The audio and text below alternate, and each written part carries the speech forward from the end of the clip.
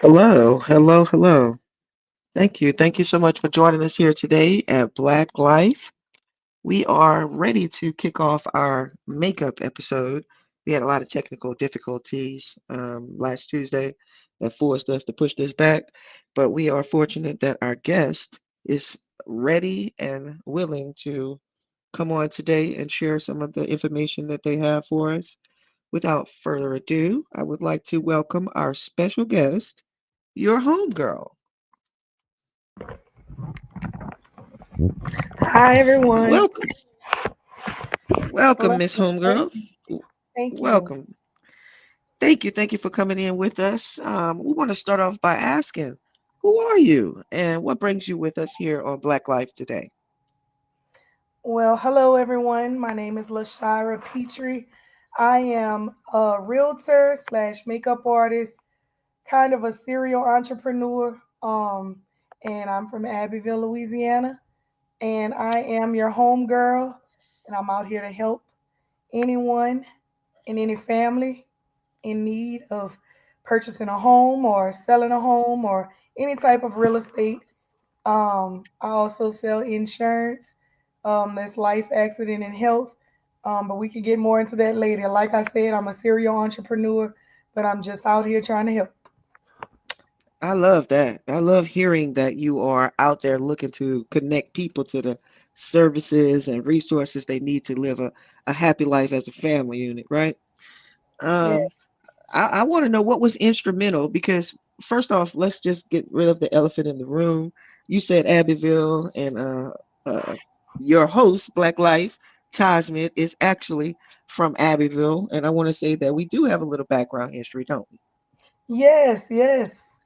You would you like to tell our audience how we are connected, or shall I? We can both say a little bit, but I'm gonna just Oh, start off by no. Let me go first. I was like in her words, the little annoying neighbor, but I just wanted to have a sister. That's it. That's all. And I think it developed to that for the most part. well, I want to correct you. I did say annoying little neighbor, but I want to go ahead and elevate that because you are much more than just an annoying little neighbor. In real life, that's like a sister, right? I'm an only child, you know. You fortunately have brothers and sisters that we can talk about later if you want to introduce your family a little bit more, but I don't have brothers and sisters like talking about it. My mom, I'm an only child with my mom, and so you were my little sister. And so that's why I said little annoying little sister because that's typically how little sisters are. It's not that many people that I meet that's like, oh, that's my beautiful, that's my little sister. I love her. It's always, oh yeah, that's my little sister kind of thing. So that's where that part comes from. But as far as learning a lot from you, I was able to learn a lot from watching how you have matured and grown up to become, a wonderful adult. So it was a privilege to see you as a little kid and now as a grown up. So I don't want you to kind of get that vibe that I was just thinking of you as an annoying person. I loved it, but I say it that way because it's kind of funny to me. But I appreciate you softening softening up our history. Let me just say, Shira, to this day, she still fusses and complains about how you will use her basketball court. Now, why you believe 40 years later, almost 40 years later, not 40, not quite, because I ain't there yet, but at least 30, 30 years Yeah, it later, you is. still talking about that. Because it was such an impressionable time. I love that time. Now in reflection, I can see like that was the happiest times of my life.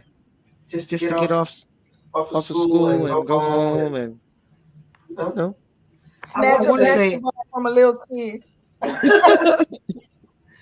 nah, you were much more than a little kid. If anybody watched the movie or the TV show Dennis the Menace, it started with my mom. My mom was a menace, and she found the perfect neighbor to complement her style. Both of you two together was terror. I Okay, mean, okay. Well, you know what? I like to hear it like that. That's yeah, love. yeah. I loved it though. I want to say thank you. Take a quick shout out to our faithful supporter in our chats, if you don't mind, Miss Homegirl. If you look into the chats, you'll see a lady named Jacqueline. Miss Okay. Jacqueline is one of our top supporters from day one A1, All the way from the UK. all the way from the UK. Oh Thank wow. you, Jack. Oh, Yeah, thank you, Jack. Jacqueline. Uh, She brings up a good point. she has some points. She has a point in the comments because we're gonna touch base with anybody that's in the chat in case they have a question or comment that would apply to you or you can respond to. So no, Jack, there you go. Okay. Well, listen, and I respect your opinion. Everyone doesn't agree with all services in life. It may service some, it may not. So that's She, understandable. I would I would like to like to no, hear. hear. she's referring more to uh, so in our group we are very leaning people. So I'm pretty sure Jacqueline is saying that because she believes in universal health care. And if we had universal health care, we wouldn't need to have to buy individual health insurance, which I Right. also agree with, um, Ms. Jacqueline. I believe in universal health care for all because health care is a right, and it shouldn't just be accessible where you can assess affordable health care, which doesn't necessarily mean that you are going to be able to obtain it. It just means that it's accessible to you if you have enough money to obtain it. So I, I'm with you, Jacqueline. So So let's let's get get an input input on on Miss Miss Lashara. Lashara. What do you What do you think think about about that? that? As As healthcare healthcare as a as a right right versus versus us us being being able able to to afford afford healthcare healthcare plans, plans? or do Or you do have you a have a perspective perspective on on that? that? Well, I agree with it also, to be honest. But Hmm. I guess my question to you all is, what what are we gonna do about it? Like what can we do about it? What are your thoughts on being able to get that affordable health care that For For you everyone. everyone? guys would like to see?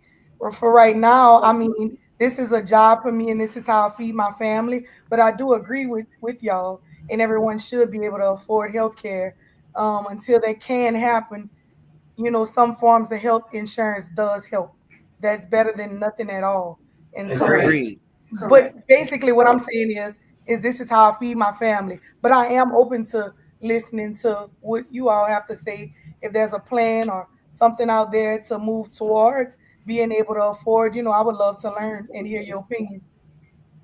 Well, Well, on Thursdays, Thursdays, as you as you know, know, Abigail Abigail has has a a podcast podcast called called Noteworthy Noteworthy with with her her co-host co-host Michael, Michael, who is who from is from Canada. Canada. They They have have a a plethora plethora of of ideas, ideas, information information on how on to how be to be more more informed in informed in those those areas, areas, especially especially political political areas, areas, as it as it applies to our applies to our health, our health, our finances, finances, and our and our engagement engagement in in government, government, right? right? That's Hmm. what That's what Noteworthy is Noteworthy is created created for for us us to be to able be to able to voice. voice. Well, I Well, I won't won't say say it. it. Abby, Abby, do you could you can actually actually invite invite your your homegirl homegirl to learn to a learn little a bit little more bit more about about Noteworthy so Noteworthy that so she that she can be can be informed on informed what on are what the are the plays plays and and works works to to help us help to us get to get closer. closer. Because, I Because, want to answer a question. okay, Um, okay, first of all, my co-host does have universal health care in Canada. Um, Hmm. so it's not perfect. No system is, but at least he's guaranteed that he does have, if he needs, help with his health care, it's available to him. But to answer your question about what we should do about it, we have tried to push forward when um, AOC was first elected, and she kind of ran on the premise of that everyone deserves you got cut health off. care. That everyone deserves. you got cut off. I think you got cut off a little bit. It's I was saying you got cut off a little bit. Is There was a blip and you're talking. It was a I blip didn't hear and it. you're You just talking, and I didn't Oh, hear it. Can you just repeat? okay. So so when Nancy Pelosi was the Speaker of the House, and we had just won the House, Senate, and the judiciary. Like we had all three branches of government, and we were trying to force the Democrats to, we called it hashtag force the vote. So to bring up universal health care, um, uh, bring it up on the floor of Congress to put everybody on record of how they would actually vote. And the Democrats refused to bring it to the House floor, saying, "Well, we don't have the votes, so we aren't capable of." doing that right now. But that wasn't the point. The point was to put everyone on record to find out were they for universal health care or not. And they refused to do it, even though that's what a lot of Democrats ran on. Um, they typically don't start talking about universal health care until we do not have the House and the Senate. Uh, that's when they start talking about the need for universal health care because they know there's nothing that they can do about it to get it. So when you ask what can we do about it, we can just continue to force or push for our representatives to actually bring onto the table and vote on it, um, and not support them if they are not bringing the bills and the policies that we want to the table. So don't vote on people who don't have your interests at heart. So that's why I encourage not to vote for Democrats um, in Congress and the Senate. Now, in your local elections, sure, but I definitely don't support them in DC. Hmm, that's interesting. Okay. Can you bring it, Mike, this way? Can you? Is it hard to hear me? Huh? It's hard to hear me. I can hear you. Okay. No, my mic. When your mic is on and my mic is on, it's a lag. So Okay. Well, I mute haven't your mic. always. I did. That's all. It's not muted. I'm sorry. Okay. Sorry, Lashira. Oh no, that's okay. I Okay, haven't Lance always. says there's an echo. So we're trying to fix that right now. I think it should be fixed now because she muted herself. So, Lance, let me know if that's better. And also, hello, Lance. It's good to see you. So, Lashira, you follow what she was saying? I did. I did actually, and it's very interesting. To be honest, I've never been into politics, Mm-hmm. but like in the past year or so, I've kind of wanted to start getting into it only because I just don't like I don't like smoke. If I can just for in layman's terms say that I don't really like to me politics has a lot of bad energy and everybody's like against each other. I'm like a peaceful person. So Mm-hmm. I didn't want to get involved with that. But now that I'm raising kids and I'm like, well, maybe I should at least learn a little bit more, because I have kids out here and not just, listen to one side. I'm always been open. I guess I just didn't pay a lot of attention to it. But I actually in the last year or so said that I wanted to start kind of learning a little bit more, doing my own research, and I still don't like to fight. I don't like that back and forth, but I need to know. So So that's very interesting that you say that because there's a big debate uh, that like there's a large percentage of voters in the United States that don't vote at all. And the question is, why do the Republican Democratic Party, uh, they don't focus on trying to get those people who don't vote to vote? They just focus on the people that they have in the cogwheel right now. Can I? And they don't focus on them because they like it the way that it is, that they like it's very strange that it's like 50 50 50. It's the elections are always so close of the Democratic voters versus Republican voters. And if they would actually focus on the people who don't vote, then they could actually That's a risk. skew the elections towards their side. But uh, the risk is those people don't vote because they're not It being getting into a serviced. part of it Well, they're not being serviced. because they're There's no not a part of purpose it. for them to vote. It's just, I would say it's just what you said. It's intentional. We just had a special election in here in Baton Rouge area. Those elections, they encourage you to get out there and encourage people to vote, but they also in the mind frame of we know who will vote, just like what you said. And if we increase the voting population, there is a risk that we won't win because people might not support us while voting. So it's a control mechanism, when you're dealing with that. I'm an independent thinker, I'm an independent voter. I don't belong to a particular party because I want to maintain my independence. Lashara, I don't want you to disclose if you don't feel comfortable of your party affiliation, but that's a big thing to me is to not feel controlled or manipulated by a political party when both parties represent similar and unique interests. But I'm not trying to turn this episode into a political episode. I wanted to ask, in your journey to pursue the entrepreneurship and the different career fields that you occupy, what was instrumental in handling adversity in that pursuit? Um, I would just say a strong faith because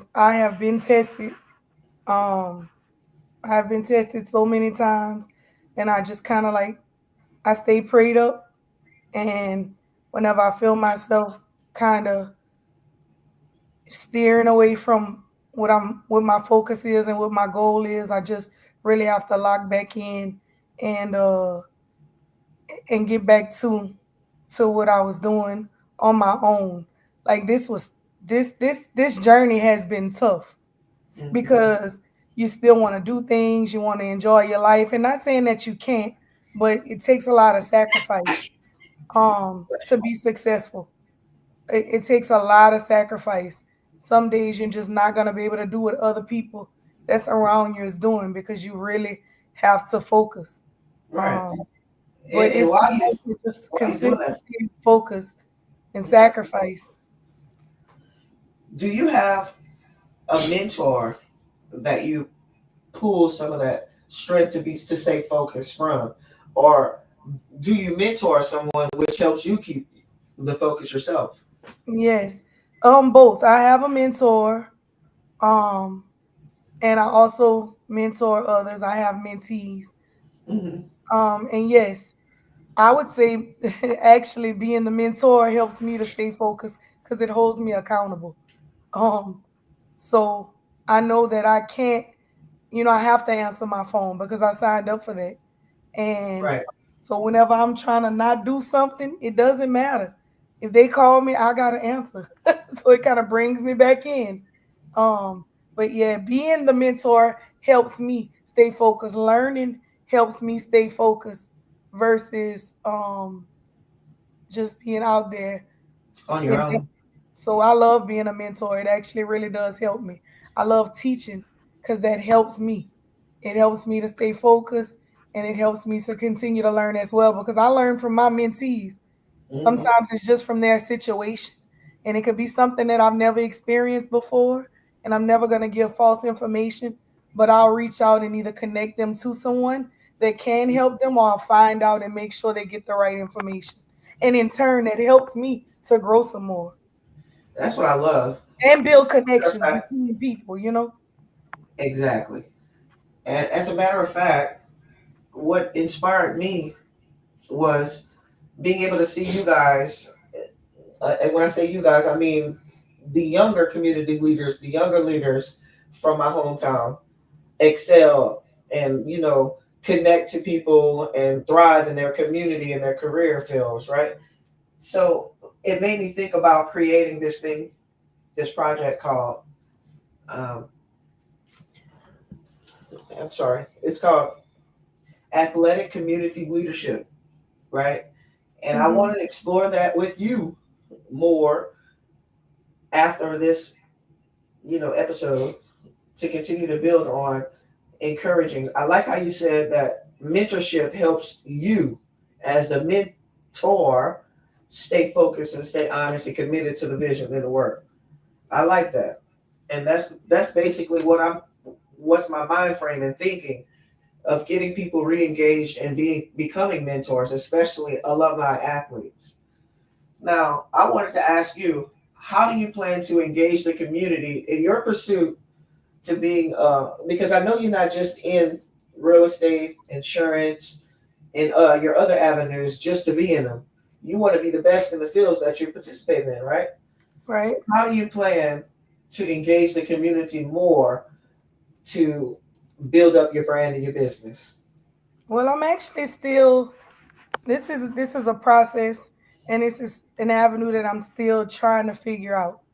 I'm always going to be 100% honest. I want to be able to give back. I want to be able to create opportunities for others, and I want to be able to teach people how to fish. Uh-huh. But I still haven't figured out my lane exactly and how I'm gonna go about doing it. Um, I know what interests me, but whenever you're trying to help a community, in my opinion, is about what's gonna catch the interest of others. Hmm. So oftentimes we get caught up in us, but it's not about us when you're trying to make an impact on a community of people. It's about them. It's about fulfilling a need, right? Yes, for them. Right. You're just the source. But I have to figure out Excellent how I point. can take Excellent point. what I have and be able to connect to the community for one, Uh-oh. because they have to know, love, trust you to be able to guide them to get them to the next level and to get things flowing a little better. So I haven't figured that out yet, but I'm definitely taking notes, getting to know different, community leaders. And I haven't always connected with other people as much as I should. When I say people, I mean community leaders. But I've realized that you cannot do this type of thing on your own. You need others as well. Y'all all bring something to the table, but it's to make it a well-oiled machine to be able to make it work for the community and by the community.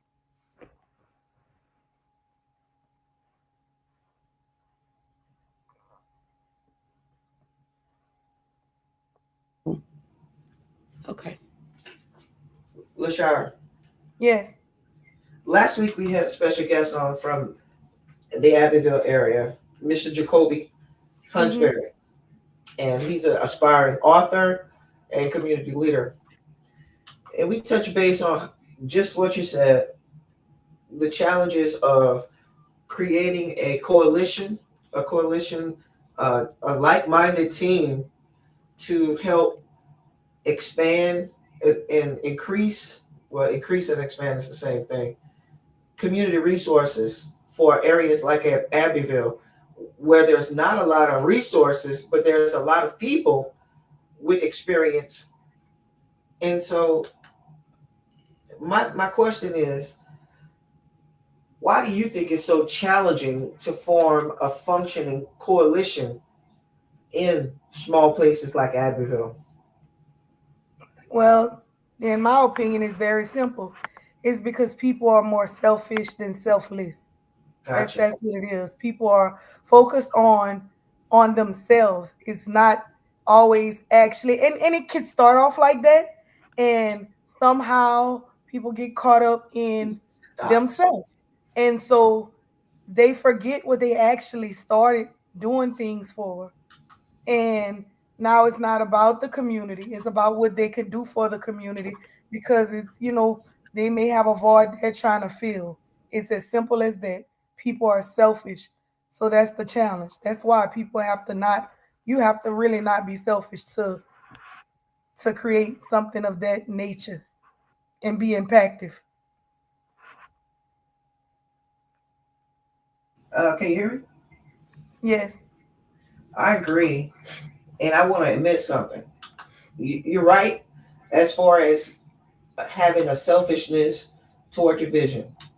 Because I appreciate having a sounding board or someone that I trust, like you, to share my ideas and things with before I make them public. Because I always read, keep things private until you can make it happen. But I often need to have someone with experience and understanding of who I am and what my vision is so I can make the adjustments, right? Right. But when you say you got to get past that selfish mind and think more of your community. The selfish part that I feel is because I think this is my vision. I know it's going to help, and I get tunnel vision on my vision Mhm. instead of the need, like you're saying. Mhm. And so, what helps me, or what will help me, is creating a coalition where it's not just my voice and vision, but it is fulfilling a need. And I think I'm headed in the right direction with this next project. But I do recognize that it is a tough job. You got to have thick skin. You know what I'm saying? You can't get discouraged when things don't go your way one time. But if it is what you say you wanted to do is to make a difference in the community for people, then you got to keep at it. You know, you got to keep at it and keep building that coalition. That's what I'm learning about in these different conferences and trainings that I'm going to. And that brings me to my next question. When we talking about, extending and expanding your service to the people, um, it's about networking, right? What are some great places, or what is some of those memorable opportunities where you feel that you had a great networking opportunity that helped you? Like what's one of the most memorable opportunities that you had, that networking opportunity? Um. Well, I mean, most of the time when I'm networking, I network the most in real estate, and we have conferences, and for me with that particular business, um, those have been really impactful. But I'm still searching to get to networking on the next level because I still have it myself. That's why I know where I'm at right now is just the beginning because I feel like if I really start networking how I should be or Mm-hmm. how I could be and get rid of those boundaries, then I could do some major things.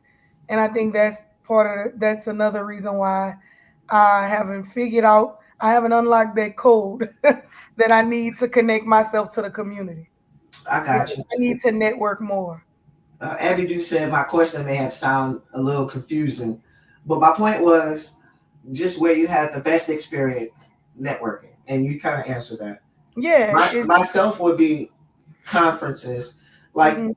there's never, in my experience, there's been a conference in the area of Vermilion Parish that has created a networking opportunity. Am I wrong? No. So that's what I'm talking about. It's like linking up with people who want to bring resources to areas like that haven't had them before, but need them. And there's ways to do that because uh, I know you probably never heard of CATCA, but that was a training that I went to last week, and it's about alcohol, drug awareness, and prevention. And there was a bunch of different organizations coming in to, get resources, network, and things like that. I'm saying there's probably 25 or more different conferences or things available here in Baton Rouge. Baton Rouge is an hour and 30 minutes away from Vermilion Parish. It's amazing to me how you can have so much resources in that short distance. You know what I'm saying? Mhm. And so I know it's not going to work overnight, but what I would like to do is start creating ways to connect Vermilion Parish and low areas of resources and opportunity to places like Baton Rouge, Lafayette, where there are an abundance of resources, opportunities, and services to meet the needs of people. Yes, wait, I want to say something if you don't I don't mean to cut you off, but I don't want to You good? forget. It just hit my mind. So I actually was recently just invited to a women's conference and I don't know why that didn't come to mind, but it did when you said That's Baton what I was Rouge. trying to hit. When you said Baton Rouge, I was recently invited by Miss Marcella Davis, Uh-huh. Miss, aka Miss Chop. Some people might know her by that, but Miss Marcella Davis gave a Superwoman event, and she actually invited me to be on the panel. Awesome. And yes, that was really the first one in Abbeville that I've ever been invited to. I must say. So if they did have Okay. something else, I wasn't invited, but I was invited. I was I they showered us with gifts. We gave back to some of the people in the audience, like we each brought a gift, and we were able to network with Mm-hmm. other women. There are women from Abbeville, Jennings, Baton Rouge. This one particular lady, um, that stood out to me from Baton Rouge, and it was because of the fight that she was going through. She was dealing with a rare form of like cancer, Mm. and it was like a blood disease, and she's been living for over 30 years with it, and I cannot remember her name, but I'm gonna find out. I'm gonna go jog through my text messages and things. She has been living with this and advocating for it, and her son is a photographer slash videographer in the Baton Rouge area.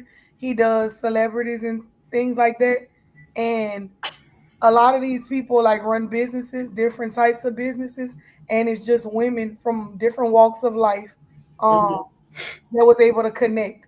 So that was pretty cool, and I felt like I was the baby in the room, and I was okay with that because you know you can't always be the person. Like I want to be invited to more events where I'm the dumbest person in the room, the person with the least amount of knowledge, so I can soak up things.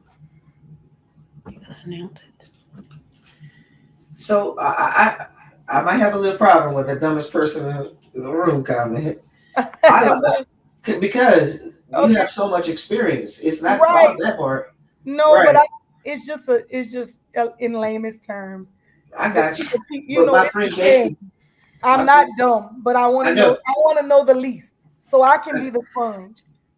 I got you. But this is what I wanted to share with you. My friends constantly talk to me about using words. Words give power, right? Okay. And I Right. totally understand that and feel what they're saying. When you addressing yourself, your dreams, your plans, anything about you, it's positive words. You know what I'm saying? Because negative words they do have and hold power.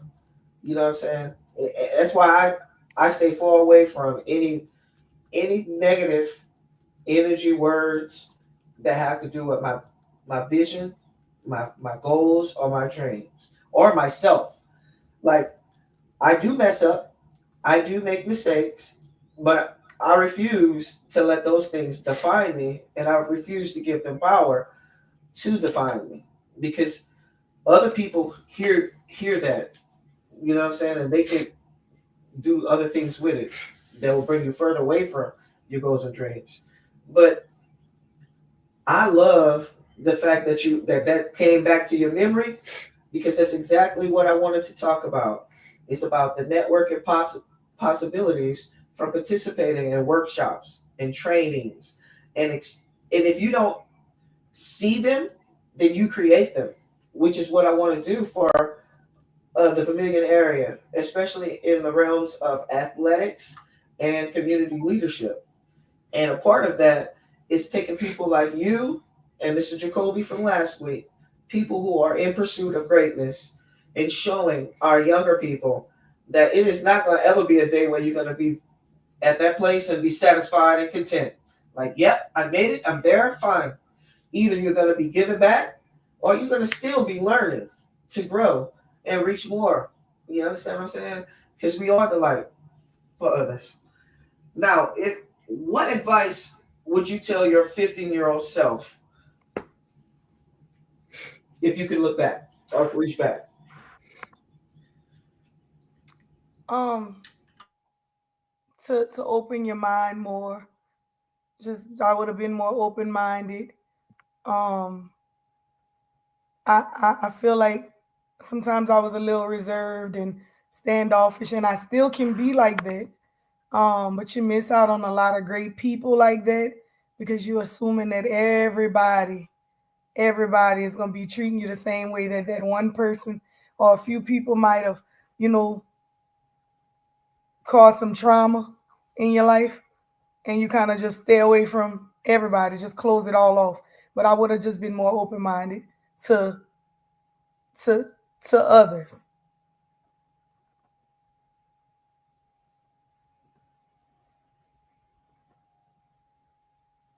Say it again.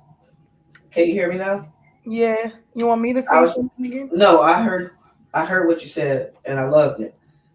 It's being more open minded. When I had the opportunity last weekend to be a speaker at the Empowering Youth Convention, that Mhm. was part of my speech. It's about mindset, right? You have a growth mindset or you have a fixed mindset. A fixed mindset is where you were when you believe that the way that one person treated you is how everybody's going to treat you, and you just knew it. Mhm. That's a fixed mindset. The Mhm. growth mindset is being open to say, you know what, that was that experience, but I'm going to continue to keep myself open for greater things to come to me. I'm not going to block everything off by just one bad experience. So there's a lot of different ways that you could interpret what a growth mindset is versus what a fixed mindset is, and that's a part of my project is to get kids to understand the difference between those mindsets. Also, get them to listen to the importance of education and the importance of having a dream in the first place. I really am looking forward to making this project come to life. But I wanted to lighten it up a little bit and share a quick video that I snatched from your Facebook page. Right? You have to put it in my private chat. I'll put it in private chats. Can you do But it now so I can? yeah, while And I'm talking about it. I'd like to say, hey, Anina, I saw you the other day in Political Matrix. So Oh, another one of our I was all yes. excited to see you in the Political Matrix the other day. You talking about a guest Yonina is in the chat. in the chat? Thank you for stopping by. Um, Hi, Lashira, Amini. yeah, that's a big part of learning about this podcast world is interacting with people that pop in. Mhm. And like if you build a coalition or family amongst your podcast followers, Mhm. then it's a regular thing, and you have input. You develop a caring for people like Jackie in our chats. When I tell you we were having down days, and one thing I love about Abby do is she's been faithfully committed to Noteworthy. Her and Michael have been faithfully showing up every Thursday at 5 o'clock, Mhm. to communicate with their audience, inform them on the topics that are important to them and their followers. And that's what I hope to do with Black Life. It's not Okay. just Black Life, it's about what's important to Black Life, important people in it, and important people that connect resources to help other people that's a part of it. Because that's my passion. And I appreciate you taking the time out on a Sunday after a long trip. You know, I wanted to ask, as a parent, what's your biggest concerns facing your children today? My biggest concern, Yeah, my It's biggest concern is um it's funny. It came from my children. Like I want them to develop their own identity, and I don't want them to just fit the mold. Like when I say I'm concerned, it's like sometimes I have a little fear about it because kids go through so much and you can't be with them 24/7. So when they're at school and then they come home as a parent, we battling. A lot of parents that's involved in concern, we're Mhm. battling with a whole nother issue that sometimes you can just hope that your kids, let you guide them and listen to them because they want to conform to the ways of the world, Right. and they're all not bad, but kids are, they don't have the mindset that we have. They're not where we're at mentally. Because they're not So exposed. Yeah. exactly, and they're growing I mean, through all of experience. it. Yes, and a lot of the times, I mean, they just wanna feel valued by their friends, Hmm. and they go to school and they pick up on things. So that's a fear for me, to be honest. But I stay on my kids and I talk to them. I ask them every day how their day was. I try to pay attention to body language. If something is different, because kids, things are happening with kids that we don't Yeah, even know about as parents. Because a lot of parents don't actually ask those important questions, or the questions that they're afraid to ask. I like what you said about paying attention to body language. This Hmm. new role that I have in my career as a prevention specialist, it has given me an inside track on the details. The details that, the kids, what the kids are missing at schools, the details on the disconnect between the teachers and the students, the teachers and the parents and the students. I get to see it from a different perspective in this role of education. Mm. And what I have seen is exactly what you're saying and expressing is that kids often are looking for validation from their peers, from their families, from their teachers, and they searching for it. And what's the unique difference from your childhood, my childhood, and their childhood is the exposure to social media. Yes. Because everybody does not have good intentions that's on social media. A Hmm. lot of people have specific intentions and it's not for the betterment. Like, you know how we were talking about earlier about forming community coalitions to make it better for our communities? Uh-huh. That's not what social media is. Social media is not a place where people are going to make things better. You know what I'm saying? Not everyone. Some, yeah, but not everyone. And so being able to have the maturity and the mental capacity to decipher from what's useful information, what's trash, and what we could just move on to. Children are not able to do that. They're vulnerable and susceptible to manipulation on social media. And so if I was a parent, I would just constantly, like you say, have conversations, open, good conversations without, penalty so that you can develop that trusting relationship with your children. Because that's the part to me that's missing. If your kids don't trust you, they're not going to talk to you. Right. Okay, we have a comment. Abby, do you want to read it? I can't see it. I don't know how to pronounce his last name. Jonathan Haidt. Haidt. Okay. Haidt. It's spelled Haidt, however you pronounce that. So they've written books on the destruction caused by social media on teenagers. Um, yeah, and a follow up is a lot of manipulation is done by computer algorithms, and I agree. It's just a lot of manipulation of causing very divisive uh, Exchanges. exchanges and thoughts in people's heads, Mm-hmm. um, because it it'll show like they'll show that somebody who seems to have a bias towards black people or what have you, the algorithm will naturally start showing them a bunch of black people fighting. So Right. it whatever narrative that you have in your head, whatever echo chamber you find yourself in, the algorithm seems to do a really good job of reinforcing those ideas and thoughts in it's causing a lot of division amongst all of us. The society, right? Mm-hmm. Yeah. So that's what I'm talking about being informed. You, the more experience you have, the more you can tell this is AI generated. This is manipulation. The older you are, you can do that. But as teenagers, they live in a world where they don't want adults telling them what to do, how to think, but they need it. You understand what I'm saying?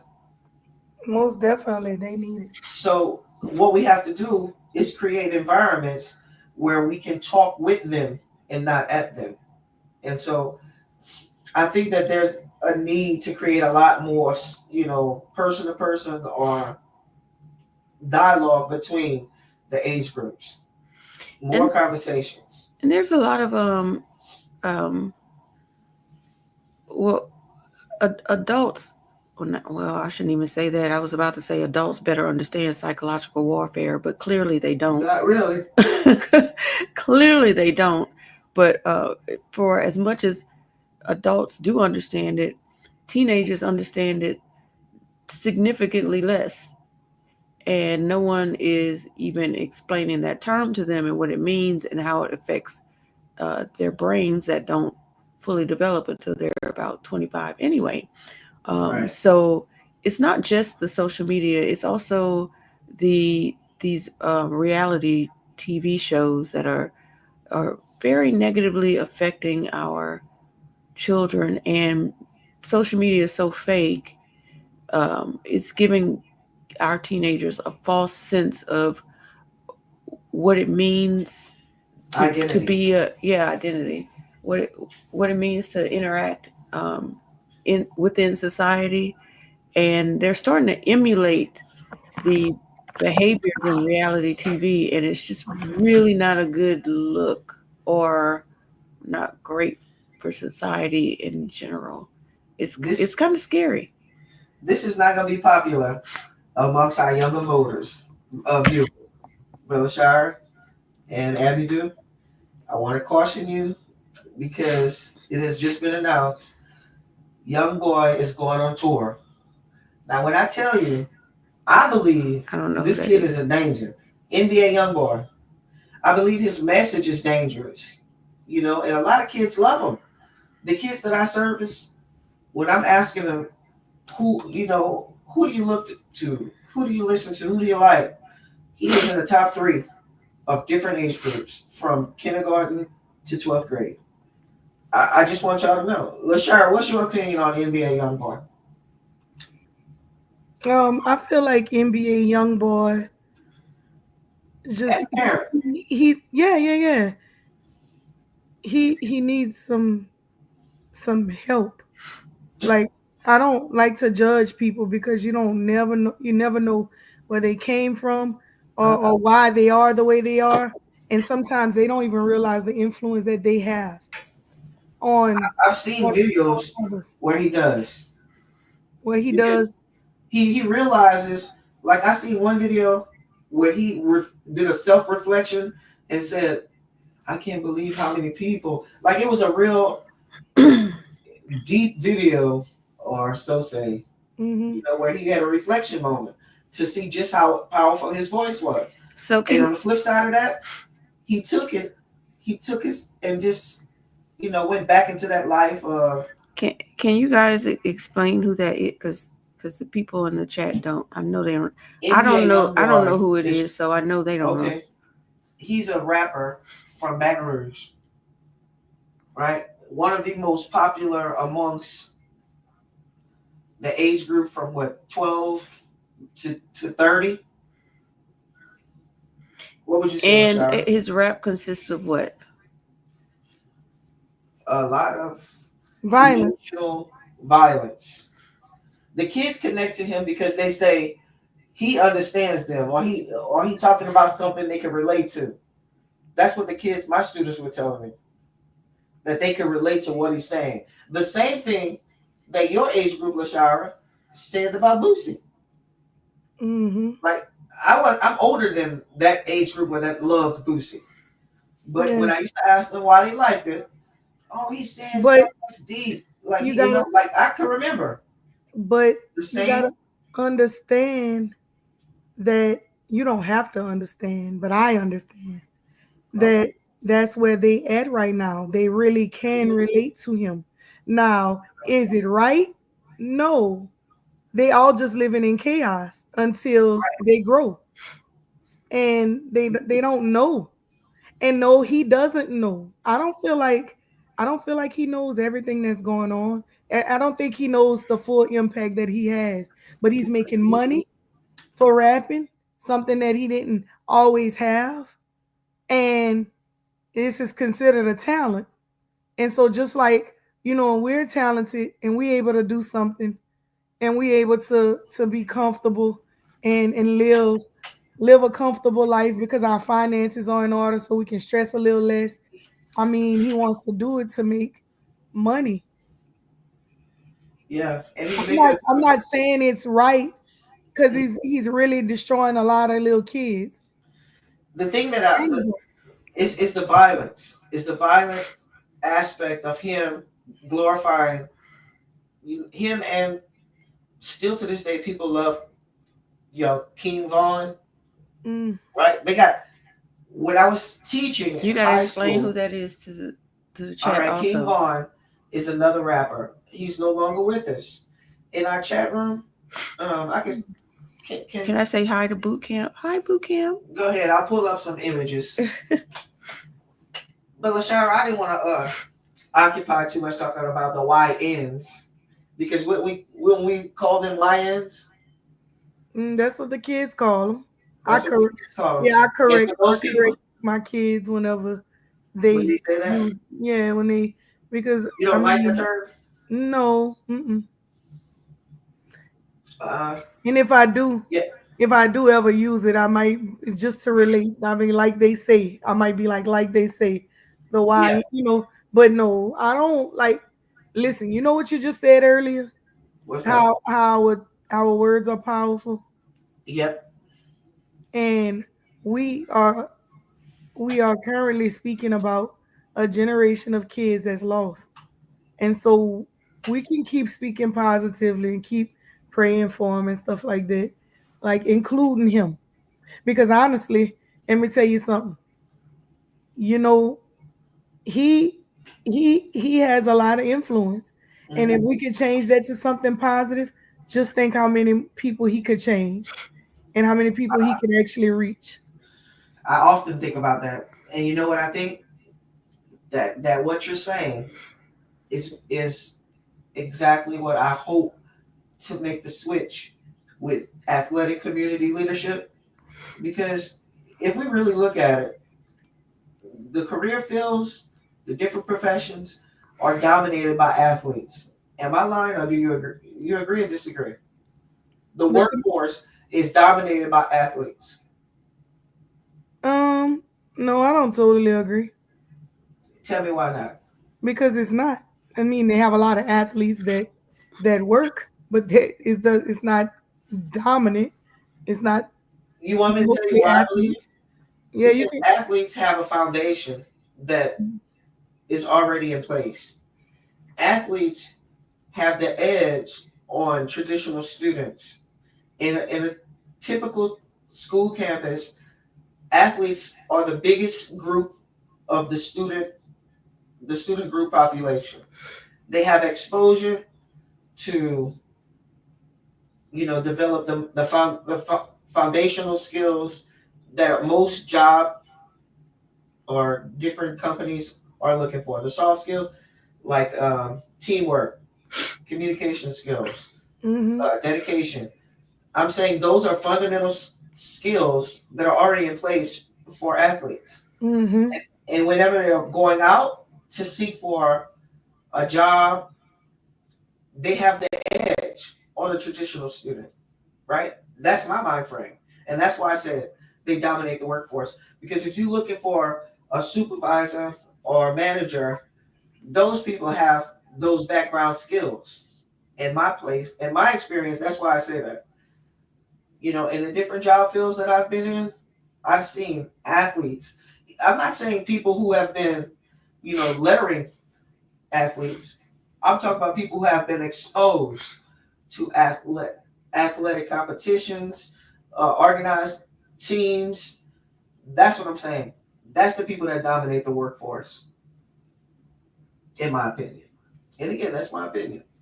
And so I'm looking to re-engage those people to become more active community leaders to help instill those not just in the athletic population, but in the traditional school school children population as well. So I just want to say, get out the camera. Hello to King Sane. You're new here, aren't you? So this might be a good time to plug Noteworthy. That's on. We're on every Thursday at 5 p.m. Central, where we talk about all things politics, domestic and foreign, and a little bit of anything else like pop culture or what have you, but mostly politics, domestic and foreign.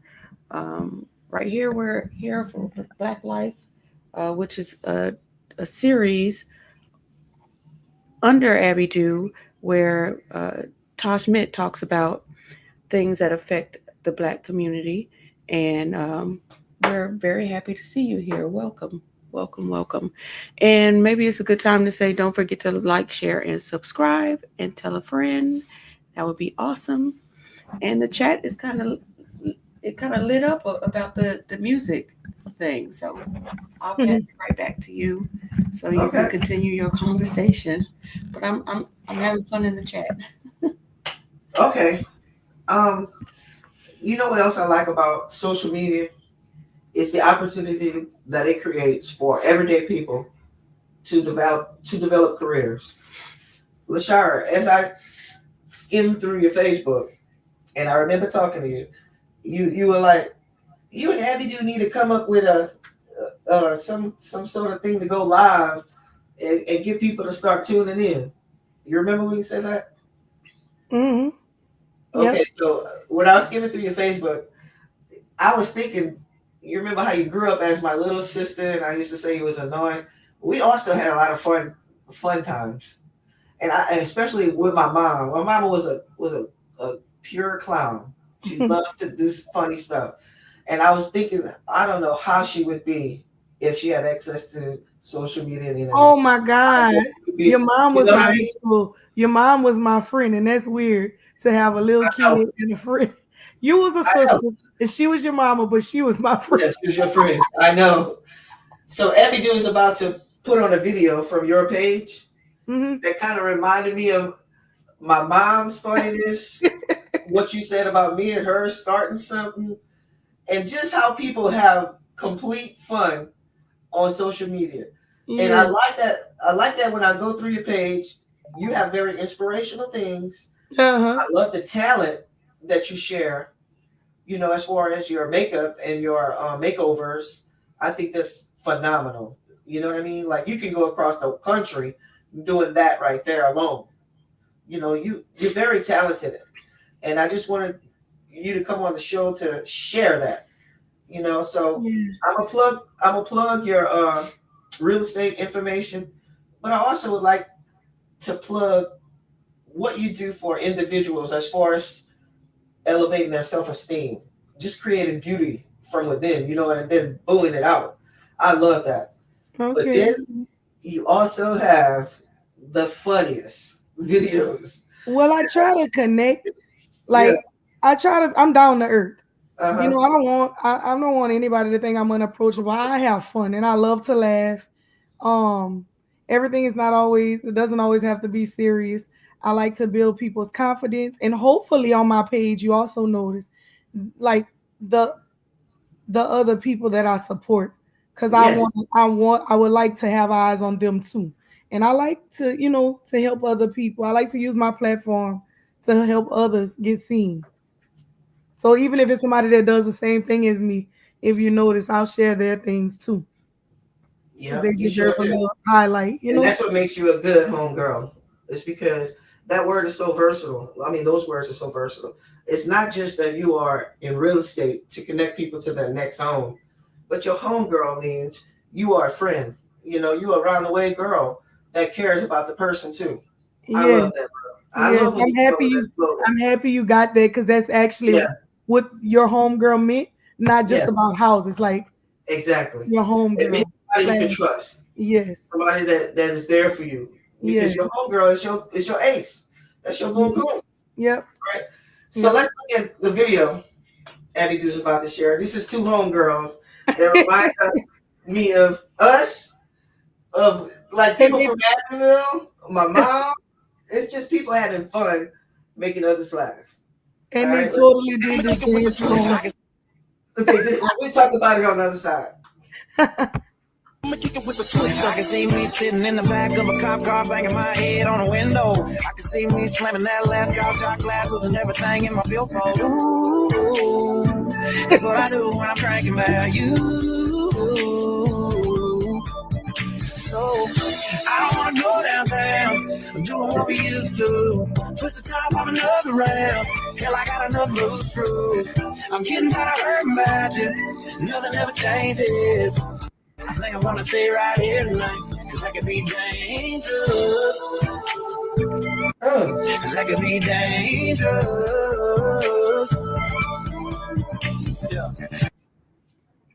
You know what? They was I dancing to two love different it. songs. Huh? They were dancing to two different songs. They were not doing this dance right. That was funny. But the fact that they was bringing a little light to this controversy about this song.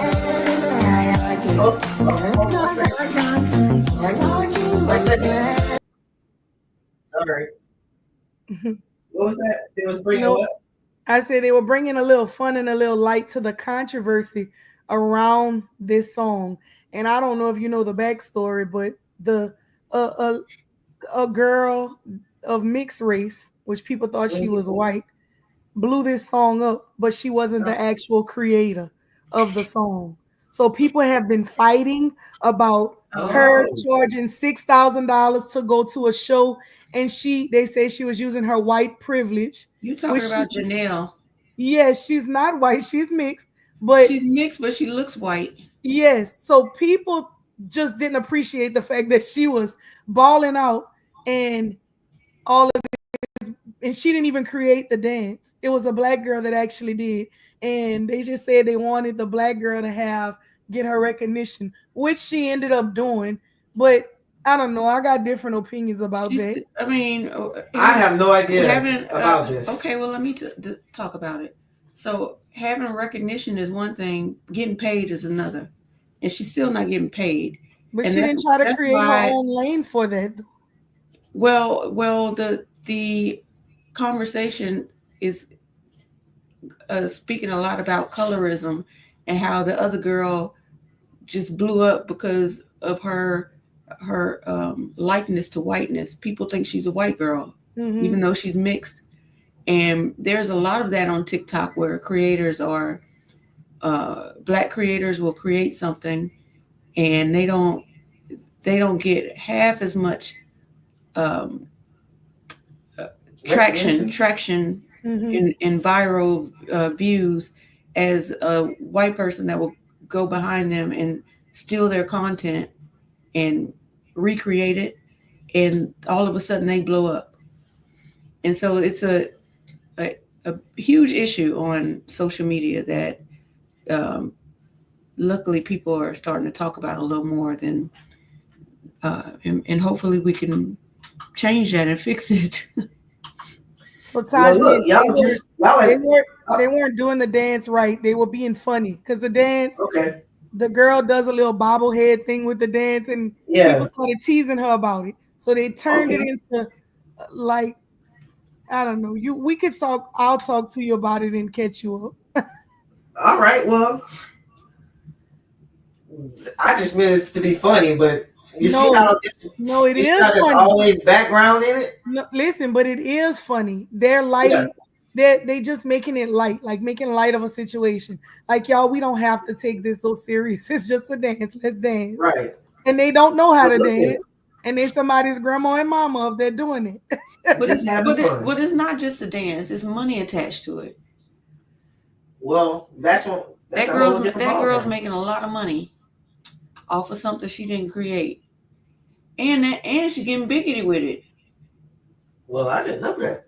This sounds like something we need to investigate a little deeper. Lashira, would you like to come on another time to talk about music and culture? I'm serious. Sure. Like, we can come. You can come back on for some specific. Next week, we're trying to land a guest with a lot of historical prominence. I don't want to give away who it is, but we met him at the Empowering Youth conference in Lafayette. He was very inspirational, and I was like, wow. And in light of, do you keep up with the news? Do you know about the parent, that black man? I forgot his name, but he ran over the sheriff because they shot his son. Mm-hmm. Yeah. So that is something that is something to create a great dialogue. I love listening to people's different views and opinions.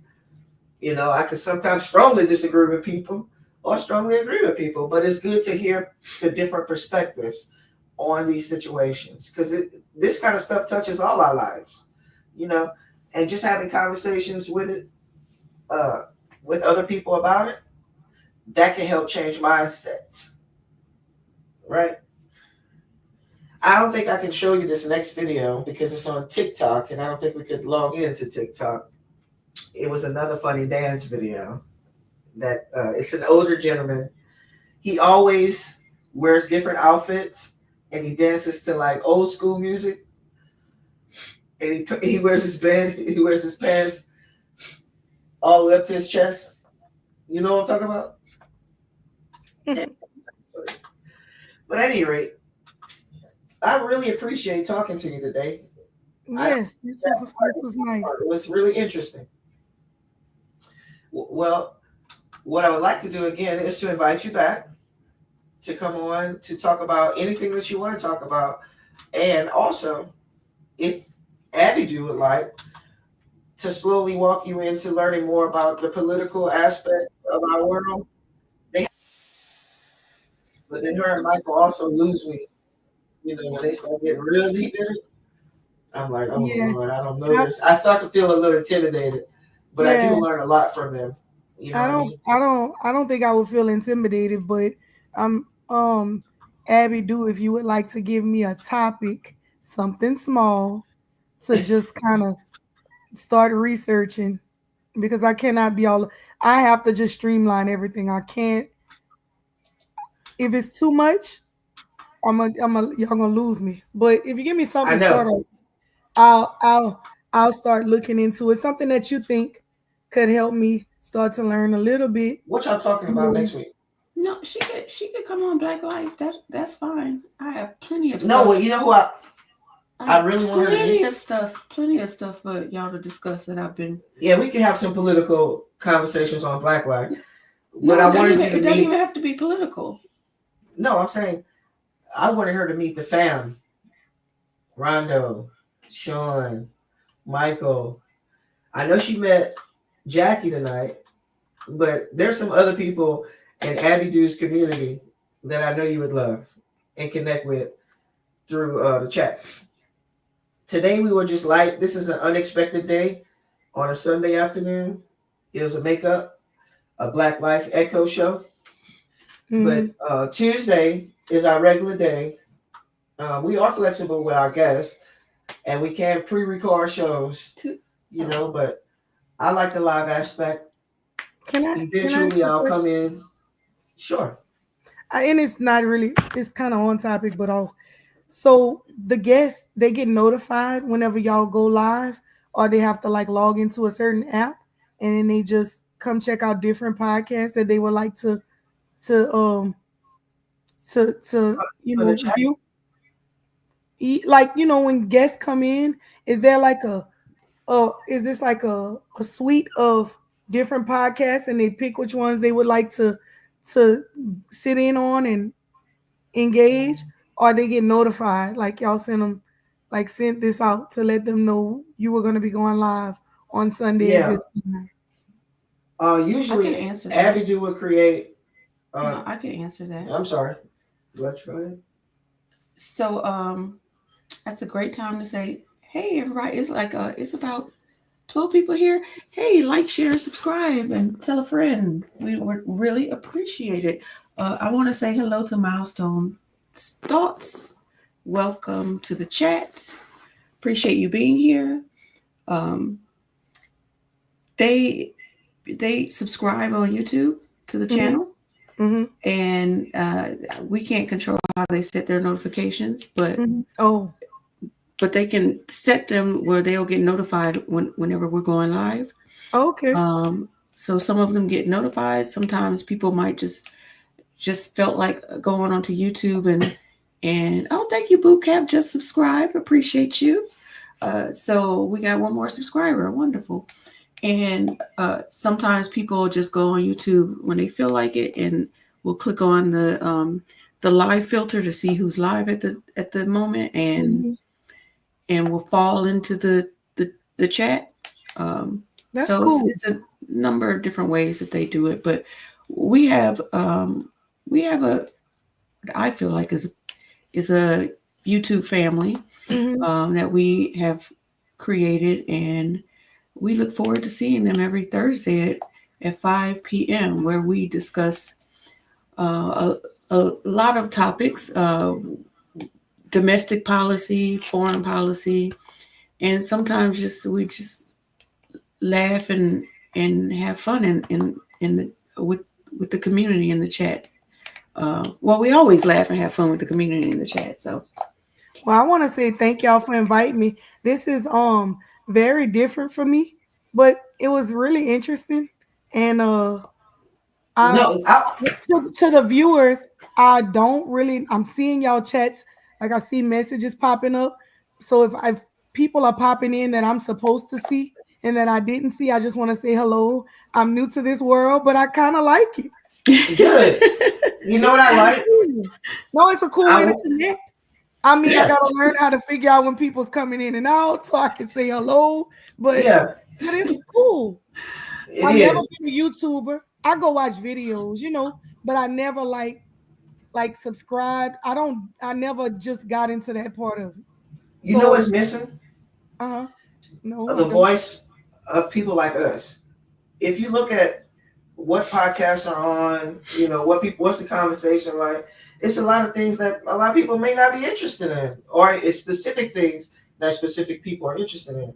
But it's not a lot of voices that you get to go pop in and hear conversations like this on real life things, what's going on, and how real life is affecting, the people that we talk to and the people that we engage with. Well, I It's want to say something else. Look, okay. I can keep talking. I don't know if I'm dragging this on, but another I'm gonna say this. Thank y'all again for inviting me. But I'm not like a tech savvy type girl. I'm more of a Uh-huh. social butterfly networking outside in the real world. I'm shopping, talking to people, handing out business cards. But I notice a lot of people from podcasts, and it's not please, Abby, don't chop my trachea when I say it. But I don't find they invite us in their world. They have their own Oh, bubble, and we don't connect. Like I'm out here, you might be I see you got your office set up and you do your thing, and this is how y'all connect, learn, grow. We out here because we doers in the outside. We always outside, like they say. mhm. And I don't know how to do this, but nobody's never invited me. So it was kind of fun to So connect you with always you. invited back. Yes, but I'm And we can help, like I said, we can help Abby do grow her audience. And we can also create a platform where we can have dialogue and conversation about important parts of our lives. Because it doesn't just touch this is what Abby do was trying to get me to understand. Because I'm working on my business project and I mhm, wanted to create a self-care directory, right? mhm. Where you can go to. And she was like, well, what if people are not from this area? I can't use a local vendor or a local business person because then their services are not going to apply to somebody like Jackie or somebody like Michael that lives out of the area, out of the country, right? So it's about tweaking it up to see how we can connect the areas in our lives that can benefit from this, you know, and then also creating a platform where we can reach other people with our messages. Okay. Like, for example, when we wrap this up today, it's going to be able to be aired again as a recording, and we can share it with other people. So if they missed it today, they can pop it on, And what we try to work on is time frame. When I did the echo with Jacoby, I tried to intentionally keep it at 30 minutes because most people don't tune into a podcast that's an hour, 2 hours, 3 hours, they're gonna think that, oh, I don't want to watch all that. They might Yeah, miss key a short parts. attention span. That would be me. Yeah. I can't pay So attention too long. exactly. So when I'm encouraging people to watch it, what I have learned from YouTube is that we can create clips Right. of certain parts Hmm. and then start sharing those. So that's the plan that we're gonna do. We're still learning this Yeah, but we platform and just this keep it short resource. so that they can stay tuned Yeah. and come back So and again, want to come back. I want to say thank you so much for taking time today. I want you to get some rest after we wrap up and start our Monday week off fresh. I didn't woke all the way up, We gonna but start the week out. Well, you can rewatch it. And if you would like to do an echo show, just let me know. We can touch back on some important things, that we talked about that we would like to elaborate on. mm, I just want to say thank you, Abby, for waking up. I'm sorry that I didn't wake you up in an appropriate, respectful manner. But we did a great job today. That's why I'm looking like this, y'all. Yeah, I love my Abby, and I say thank you. I was dead asleep, and all I heard was, And she come on here like a blaze of fire. Fire. So I just want to say we've been talking in the chat. Yes, Jacqueline was fussing at me because I forgot about Bad Cookies, but I did not, because Bad Cookies will be on Noteworthy. I just don't know which day yet, but he will be coming as a guest, and we're very excited about that. Hopefully he'll be talking. The plan is to talk about a conspiracy theory, like, something off the Tin Rabbit channel. Can I tell Shara a piece of this? Sure. Shara, there was a duo, Bad Cookies uh-huh. and Mastermind out. They had a great show called Tin Rabbits. Mm-hmm. The Tin Rabbit podcast. Mm-hmm. And it was about conspiracy theories, right? Okay. Oh. I swear I wanted that to succeed, because I especially love talking about Black conspiracy theories that involve Black people. I'm sorry, conspiracies that involve Black people. There's a lot of them. You know what I mean? And right now, P. Diddy's on trial. It's interesting and juicy, but not a lot of people like it right now. They're disgusted, and it very well should be. I'm not sure what he's on trial for. He's on trial for racketeering and sex trafficking, but the trial is about his private life and how it all comes into play. It's disgusting stuff, but very interesting. What's disgusting about being a freak? That's his choice. To certain people, we don't need to hear about peeing in people's mouths. I mean, to each his own. You can pee over there.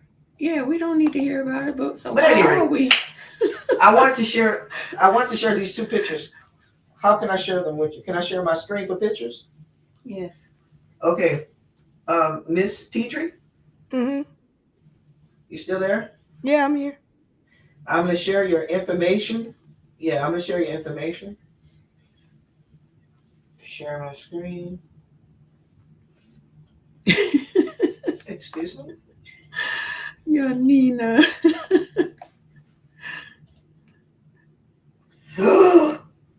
Okay. Add to stage.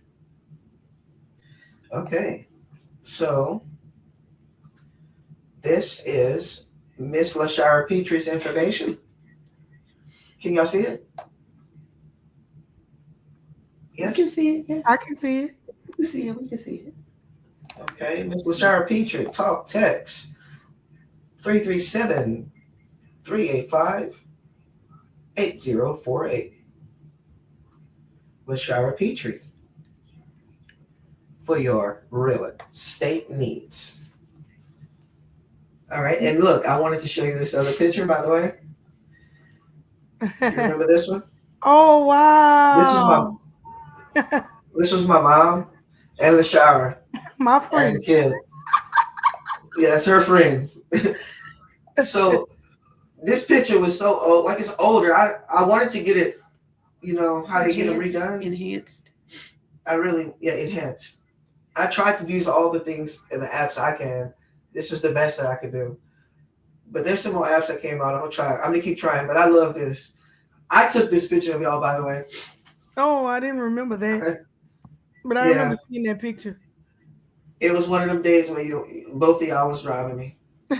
Wait, and this is Lashira's beautiful family. Oh man. Those are so funny. I got addicted one day. I know, I love them. A bunch of them, and I kept downloading them. I say, look at this family here. Did that actually look like you? The little they mama. They look like you, all of them. Yeah, but the mama, like the one that is the mama. In the blue or the red? No, who's the mom? The mom is here with the flower. Oh, up the top? Yep. No, the flower right there. Right. Okay. Mm-hmm. Okay. I thought those was twins. They could be. They might be. But if it's one of the twins, that's both of their families. Well, I think that's about it. So, and if anybody wants to contact me that has any advice or any way, I would love to expand my real estate career to other places, even worldwide. The company that I work for is EXP Realty. So we actually a cloud-based company, which is funny because I'm not tech savvy, but I love the fact that I'm working for a cloud-based company and I can work with different realtors and do different things worldwide because of that. So like this. Mm-hmm. Oh, Jacqueline would like to communicate that is one very good-looking family. Thank you, Jacqueline. Thank you. And guys, it's been very great. I appreciate it. Abby Do is about to sign us out. Signing out. Tune in tomorrow to see who will be our special guest. Tomorrow? Maybe, yeah, so we can share about what's coming up for the week. Don't you do that? No. Oh. Well, I'm just trying to confirm, I guess, for Tuesday. But then I wanted to advertise it. No. Okay, BlackLife will be back Tuesday at our regular scheduled time, which is 5 p.m. Central. There will be no tuning in tomorrow. I don't know what she's talking about. She want to come back tomorrow. She want to come every day. Every day. Next I would love to come on every day. Oh, Yanina, we love you too. We love our family. And then thank you guys for tuning in. And also come back Thursday for Noteworthy at 5 p.m. Central. Shara, you need to meet Michael. Oh, excuse me. Mikkel. Oh, it's okay. Michael. Oh, it's Michael. It's just spelled different because he's Canadian, eh? Listen, this is what I love about. Taya wants to live in Canada, by the way. That's great. Listen, Taya has been talking about moving to Canada just about half of her life now. She does research on Canada. And as she gets older, she brings me different things and she has her reasoning and she loves it. Seriously. Well, we can introduce her. I'm trying to bring in on Thursday then. And my little girl? Yeah. And Lance in the chat is also, he lives in Toronto. So we have two Canadians, eh? Jacqueline, you have a good night. Good night, Jackie. Thanks for being here. Thank you for being here. It's late nice over there. Okay, she hangs out with us as long as she can. So you stay well, Jacqueline. See you on Thursday. Shara, if you want to do a segment every day for 30 minutes, we could still add you due time. We're not. We Come on. That's you gonna see be how you do? You see how she does? Ready? I was clowning, but I was dead serious because I knew. I want to do it every day. Oh, Lance, we have to. Oh, you have to tell us. It's not a good time to go to Canada. Oh. Okay. You gotta tell us why. Yeah, please. We're not going right now. I gotta save some money, but tell me. So, Michael. I wanted to end off with a video. I know this show today isn't political, but I'm gonna end it with a little bit of Yes, Oh, a that's my little bit of video. politics, which is saying, because we at the top of the hour we had talked about Community. yeah, community and how And like this how it used to be. how, Why she punch me, Shara? Okay. thank you. Okay. We were talking about how the voting for the Congress and in the federal doesn't necessarily serve us the way it does if we're voting locally. So I just wanted to bring back up the idea of building mutual aid in your local community, making sure that you are helping people in your local community because that's where we're going to make the biggest difference. And so I had this video that shows black neighborhoods in the 70s and how they kind of uh, use mutual aid to help each other. And so I'm hoping that it'll spark something within us to get back to that type of lifestyle of mutual aid within our community. Yes, Black Life. What? Yes. That's exactly my purpose of athletic community leadership. I want the athletes to lead the way, to help reunite our community again, and bring us to a place we're not looking back and going back. We're evolving, but to use this concept, right? Mm-hmm. This unified concept. I love this video. It kind of made me cry a little bit because I remember You've seen this? feeling this. Yes, I'm the one that put it in there.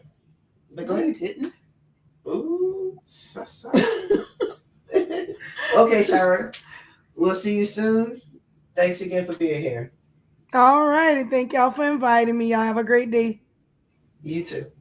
Family, we'll see you on Tuesday. Thursday. Oh, Tuesday and Thursday. Oh, and yes, check out the Political Matrix after this or Savvy Savs. Thank you for that. Um, thank you for that, Yanina. They do great work. So let me see if I can. Family place. Oh, And we never locked our doors. If you were late or couldn't pay your rent, you got a rent party thrown for you. And people would donate to help you pay your bills. I'd go to their house and eat one day. They come to my house and eat another day. We played together up and down the streets every day. Our parents went to work together. Older people were never isolated and alone. They were always taken care of. If the kids did something on, let's say, Tiffany Street, Miss Jones on Tiffany Street was calling Miss Mabel on Kelly Street, and they would watch your child. It was very common for the other mothers to spank your kids too.